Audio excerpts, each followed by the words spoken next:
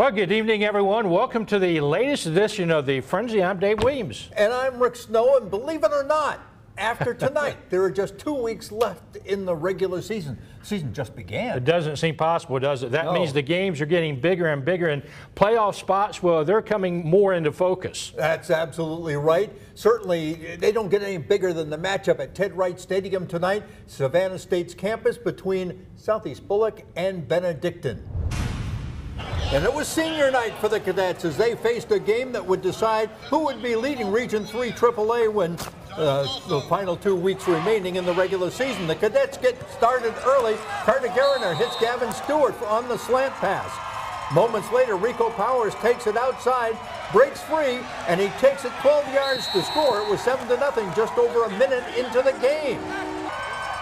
But the Yellow Jackets, they try to fight back. Jamari Daniel takes it up the middle for 32 yards and a first down. But the Cadet defense would put a stop to that drive as Blaze Minnick is sacked by Trevin Locke, forcing a punt.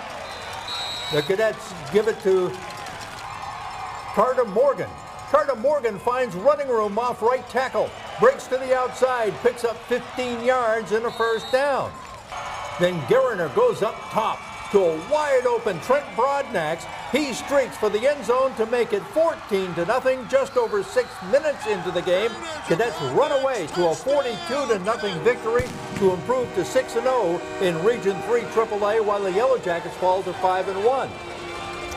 In the meantime, over at Pooler Stadium, another pretty big game is Region 3A rival Savannah Country Day and Savannah Christian renew acquaintances, and the defenses were the story of this one in the first half. Savannah Christian up 13-0 and driving for more, but Spencer Robichaud loses the football and Savannah Country Day recovers, but the Red Raiders defense returns the favor. Barry Kleinpeter goes up top on the last play of the half, but Markel Brown is right there for the pick for Savannah Christian and keeps a 13-0 halftime lead. In the third quarter, Savannah Country Day cuts into the lead. Eric Brown taking it into the happy zone for the touchdown.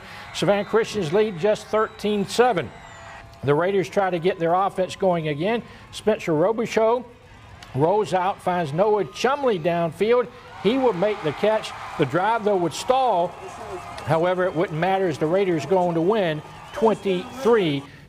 Meanwhile, over at Garden City Stadium, Jenkins looking to keep its shot at a region title alive as they take on Groves, and the Warriors, as you would expect, had their way from the start. Ashante Daniels capping off the first drive with the short TD run, and the PAT no good, 6-0 Jenkins. They did on the defensive side of the ball as well. Jeremy Smith comes up with the interception to put a halt to the Rebels' first drive, and it didn't take long for the Warriors to capitalize. The swing pass out to Jeremy Smith, and he takes it down to the 1 yard line. Some nice moves there. Donovan Hall would then take it the rest of the way home into the payoff pasture.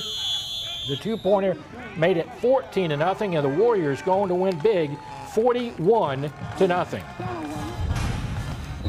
At Memorial Stadium, Windsor Forest looking to keep pace with Beach for the final Region 3 AAA playoff spot as they take on Savannah High. It was 14-0 Knights in the second quarter as Keith Glover sacks Savannah High's Dante Harris for a loss and forcing a punt. The Knights took advantage as Damasio Harris, he takes it through a big hole up the middle for 21 yards to make it 21-0 Windsor Forest. They get the ball right back, and freshman Mike Caballero, he takes it up the middle for a big gain and a first down. Then he gets the ball up again, up the middle, breaking it to the outside. 30 yards to score to make it 28-0. Windsor Forest was unstoppable in a 64-0 victory to keep their hopes alive of making the playoffs. Out to Richmond Hill now, where the Wildcats welcome Bradwell Institute to town. The Wildcats were leading when they go on the prowl once again.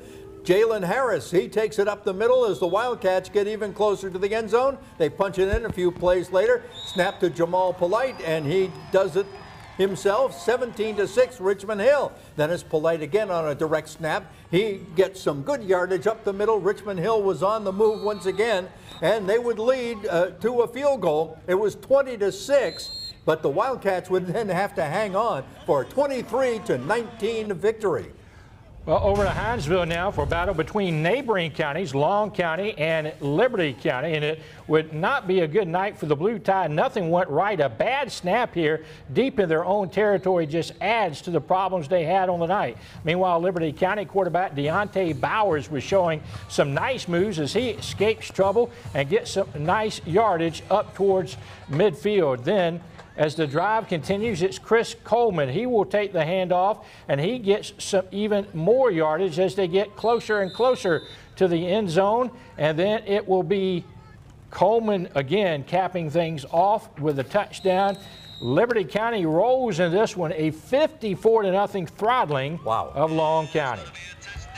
We're just getting cranked up here on this edition of The Frenzy. Still plenty more to come. We'll check in on GISA action and hop over to the Low Country when The Frenzy continues.